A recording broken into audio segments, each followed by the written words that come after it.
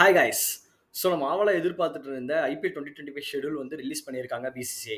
So டோட்டலாக பார்த்தீங்கன்னா 74 league games 60 நாட்களில் நடக்க போகுது. அதில் பார்த்தீங்கன்னா ஒரு 12 டபுள் ஹெட்டர்ஸ் இருக்குதுன்னு சொல்லியிருக்காங்க. அதெல்லாம் சண்டே கேம்ஸாக தான் இருக்கும். ஸோ டபுள் ஹெட்டர்ஸ் இருக்கிறது வந்து ஆஃப்டர்நூன் கேம்ஸ் எல்லாமே 3:30 PM ஸ்டார்ட் ஆகிற மாதிரியும், ஈவினிங் கேம்ஸ் எல்லாமே 7:30 PM ஸ்டார்ட் ஆகிற மாதிரியும் சொல்லியிருக்காங்க. ஸோ ஃபர்ஸ்ட் லீக் கேம் யாரோட பார்த்தீங்கன்னா KKR defending champions versus RCB தான் ஃபர்ஸ்ட் மேட்சாக இருக்க போகுது. சாட்டர்டே ஸ்டார்ட் பண்ண போகிறாங்க. ஸோ செகண்ட் மேட்ச் பார்த்தீங்கன்னா டபுள் ஹெட்டர் சண்டே வந்து அதில் ஆஃப்டர்நூன் மேட்ச் வந்து எஸ்ஆர்ஹெச்சும் ராஜஸ்தான் ராயல்ஸும் டேக் ஆன் பண்ணுறாங்க. ஈவினிங் மேட்ச் தான் பார்த்தீங்கன்னா நம்ம CSK versus Mumbai Indians L Clasico அப்படின்னு சொல்லலாம். ஒரு மாசான கேமை ஒரு சண்டே ஈவினிங்காக ஃபிக்ஸ் பண்ணியிருக்காங்க பிசிசிஐ. ஸோ ஃபைனல் பார்த்தீங்கன்னா மே 25 கொல்கத்தா ஸ்டேடியமில் தான் நடக்க போகுதுன்னு சொல்லியிருக்காங்க. குவாலிஃபயர் 2வும் ஃபைனலும் கொல்கத்தாவில் நடக்க போகுது. குவாலிஃபயர் 1 அண்ட் எலிமினேட்டர் பார்த்தீங்கன்னா சன்ரைசர்ஸ் ஹைதராபாத் ஸ்டேடியமில் நடக்க போகுது அப்படிங்கிற மாதிரி இன்ஃபார்ம் பண்ணியிருக்காங்க. ஸோ லீக் கேம்ஸ் பார்த்தீங்கன்னா எப்படி ஷெடியூல் பண்ணியிருக்காங்க அப்படின்னு பார்த்தீங்கன்னா குரூப் 1 குரூப் 2 அப்படின்னு சொல்லி 2 குரூப்பாக பிரிச்சிருக்காங்க. குரூப் 1ல பார்த்தீங்கன்னா KKR, RCB, Rajasthan Royals, Chennai Super Kings, Punjab கிங்ஸ்னு சொல்லிட்டு அவர் 5 டீமும், மீதி இருக்க 5 டீமும் குரூப் 2லயும் பிரிச்சிருக்காங்க. ஸோ குரூப் 1ல இருக்க ஒவ்வொரு டீம் வந்து மீதி டீம் கூட டபுள் டைம் விளையாடணும். அதே மாதிரி குரூப் 1ல இருக்க அதே சேம் டீம் அவங்களுக்கு நேர எதிரில் இருக்கிற அந்த டீம் கூட டபுள் டைம் விளையாடணும். ஆனால் மீதி இருக்க குரூப் 2ல ஆப்போசிட்ல இருக்க டீம் கூட ஒரு டைம் விளையாடினா போதும். இந்த மாதிரி தான் ஆல்ரெடி ஒரு 10 டீமாக பிரிஞ்சதுக்கு அப்புறம் இந்த மாதிரி தான் பண்ணிட்டு இருக்காங்க. சரி, இப்போ நம்ம சிஎஸ்கே மேட்சஸ்க்கு வரும். எப்படி வந்து நம்ம சிஎஸ்கேக்கு ஷெடியூல் பண்ணியிருக்காங்கன்னு.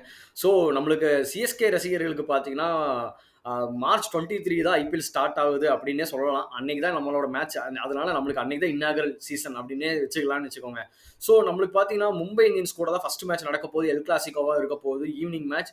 அதுவும் பார்த்தீங்கன்னா முக்கியமான சேப்பாக்கில் நடக்க போகுது. அது வந்து நம்மளுக்கு ஒரு பெரிய அட்வான்டேஜ்னே சொல்லலாம். செகண்ட் மேட்ச் பார்த்தீங்கன்னா ஆர்சிபி கூட.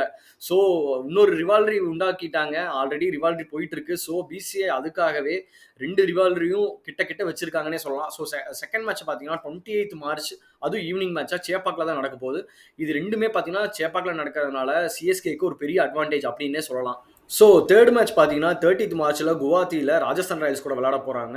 நெக்ஸ்ட் 5th ஏப்ரல் பார்த்தீங்கன்னா டெல்லி கேபிட்டல்ஸ் கூட சென்னையில் தான் நம்மளுக்கு மேட்ச் இருக்குது. ஸோ 8th ஏப்ரல் வந்து பஞ்சாப் கிங்ஸ் கூட விளையாட போகிறோம். அவங்களோட நியூ சண்டிகர் அந்த ஸ்டேடியமில் விளையாட போகிறாங்க. நெக்ஸ்ட் பார்த்தீங்கன்னா 11th ஏப்ரல் கொல்கத்தா நைட் ரைடர்ஸோட டிஃபெண்டிங் சாம்பியன்ஸோட சேப்பாக்கில் ஒரு மேட்ச் இருக்கு. நெக்ஸ்ட் எல்எஸ்ஜி கூட 14th ஏப்ரல்ல ஈவினிங் மேட்ச் ஒன்று இருக்கு. நெக்ஸ்ட் பார்த்தீங்கன்னா மறுபடியும் மும்பை இந்தியன்ஸ் கூட 20th ஏப்ரல் மறுபடியும் விளையாட போறாங்க. ஏன்னா நான் சொன்ன மாதிரி அவங்களோட ஹோம் பிச்சில் வந்து விளையாட போறோம். ஸோ ஈசாலா கப் கூட பார்த்தீங்கன்னா மறுபடியும் இன்னொரு மேட்ச் செகண்ட் பெங்களூர்ல போய் விளையாட போறோம். அங்கதான் வச்சு செய்யணும்னு நினைக்கிறேன். 3rd மே அன்னைக்கு வந்து நடக்க போகுது.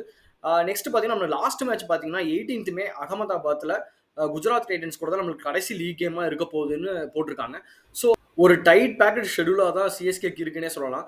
ஸோ பார்த்தீங்கன்னா நம்மளுக்கு ஸ்டார்டிங்லேயே நம்மளுக்கு ஹோம் மேட்சஸ் எல்லாமே அதிகமாக இருக்கிறதுனால அந்த ஒரு மொமெண்டமை கேரி பண்ணி ஹோம் மேட்சஸில் ஜெயிச்சு ஸ்டார்டிங்லேயே ஒரு அப்படியே முன்னேறி வந்துட்டோம் அப்படின்னா ஒரு பிரச்சனை இல்லாமல் இருக்கும் அப்படின்னு நான் நினைக்கிறேன். ஸோ தலா தரிசனம் மார்ச் 23 நம்மளுக்கு கிடைக்க போகுது. ஸோ நீங்கள் எந்த மேட்சுக்காக ஆவலாக காத்துட்டு இருக்கீங்க அப்படிங்கிறத இந்த வீடியோவில் கமெண்ட்ஸில் சொல்லுங்கள். தேங்க்ஸ் ஃபார் வாட்சிங் the video. Two subscribe and like. Bye. This video is sponsored by BuyMoti shopping app.